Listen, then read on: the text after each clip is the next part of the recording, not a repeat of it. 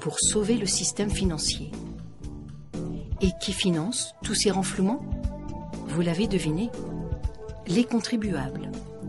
C'est un exploit étonnant de la part des banques, d'autant plus que la majorité de leurs victimes n'en ont aucune connaissance. Si vous vous dites « il devrait y avoir une loi », eh bien, il y en a une. En fait, il y a tout un ensemble de lois qui rendent ces opérations parfaitement légales. Mais comment se fait-il qu'un système pareil soit devenu légal? Pour répondre à la question, il faut remonter au milieu du XVIIe siècle en Angleterre.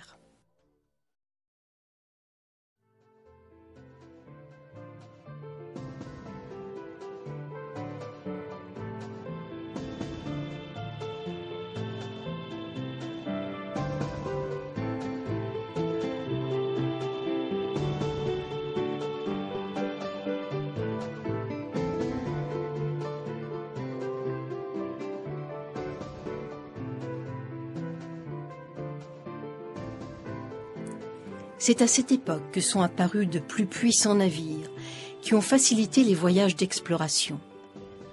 Le commerce a pris une expansion rapide.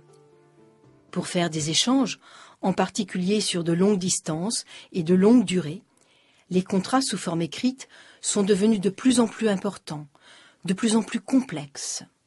Longtemps en Angleterre, le droit commun avait stipulé que tout contrat devait porter sur l'échange de biens réels, c'est-à-dire sur le transfert de biens ou de services ou encore de droits de propriété.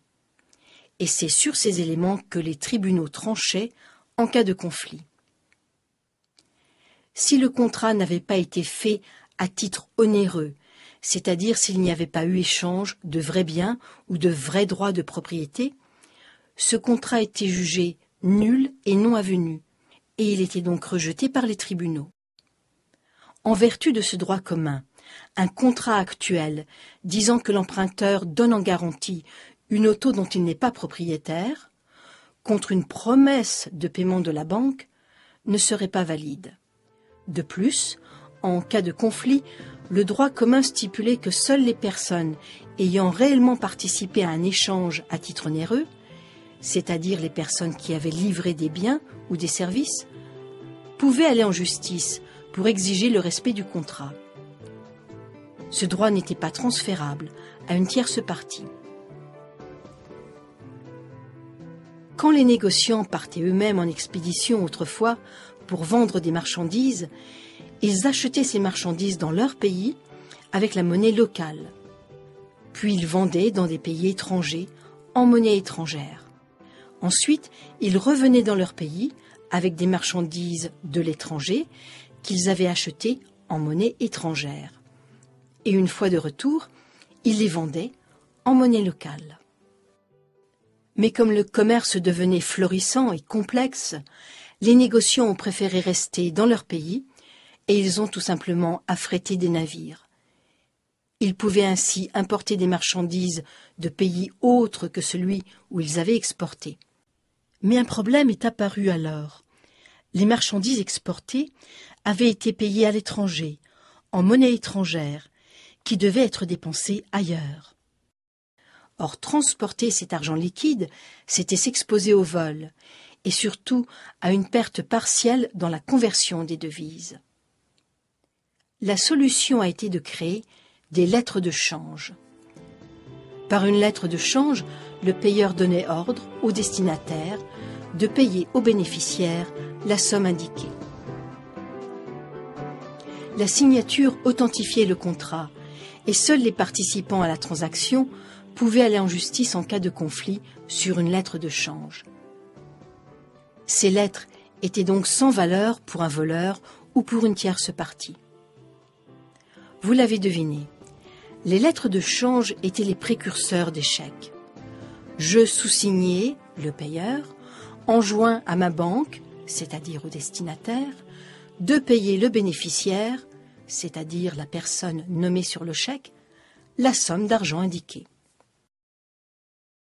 Elle servait à ordonner un paiement en liquide dans une région ou dans une contrée éloignée.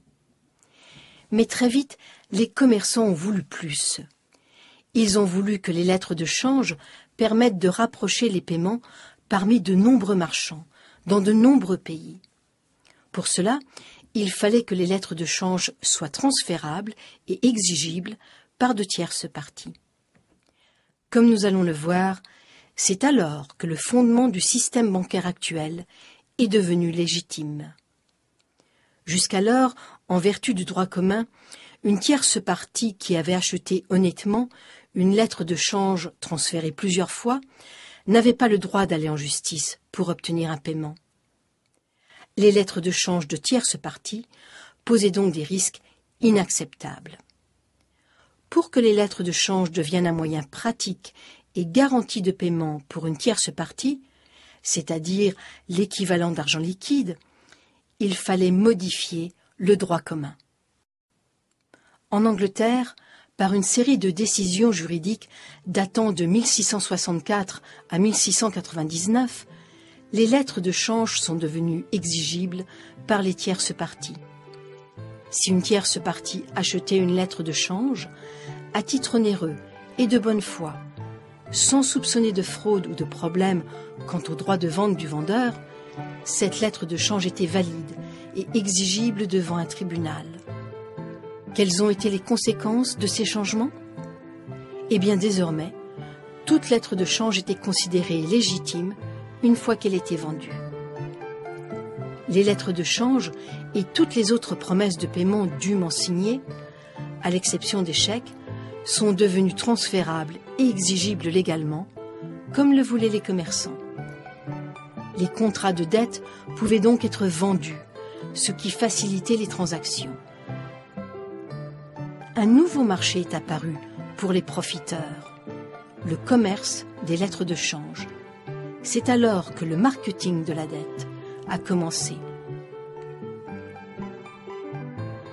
De plus, il est devenu possible de tromper quelqu'un ou de le forcer à signer une promesse exigible de paiement, puis de vendre cette promesse à une tierce partie, à titre onéreux et de bonne foi, promesse alors exigible en justice contre le signataire. Ce point est devenu l'une des règles fondamentales du Code commercial uniforme qui régit le commerce aux États-Unis et, par extension, dans la plus grande partie du monde.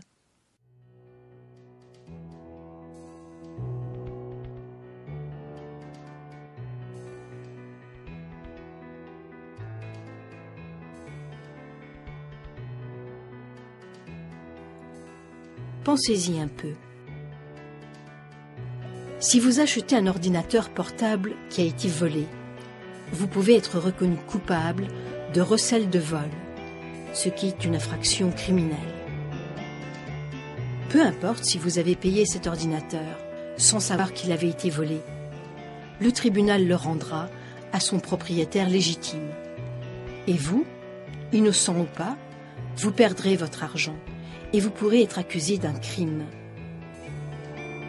Mais si vous achetez un accord de prêt à une banque, à titre onéreux et de bonne foi, peu importe que ce contrat résulte de manœuvres frauduleuses, en vertu des lois commerciales, le signataire devra payer et un tribunal veillera à faire respecter cette obligation. De nos jours, les contrats de dette prennent de multiples formes, dont les plus connus sont les prêts et les hypothèques. Notons en passant que c'est à l'époque de tous ces changements de loi que la toute nouvelle Banque d'Angleterre a été fondée, première banque autorisée par l'État à créer de l'argent à partir de rien. Les nouvelles lois arrivaient à point. Elles permettaient à cette nouvelle banque de faire valoir ses contrats sans valeur, signés par les soi-disant emprunteurs.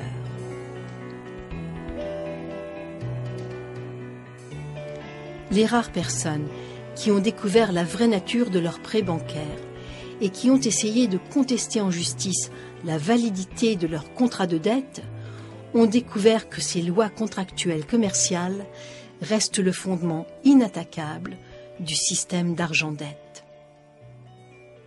La banque peut très bien avoir vendu l'accord de prêt original à une tierce partie, à titre onéreux.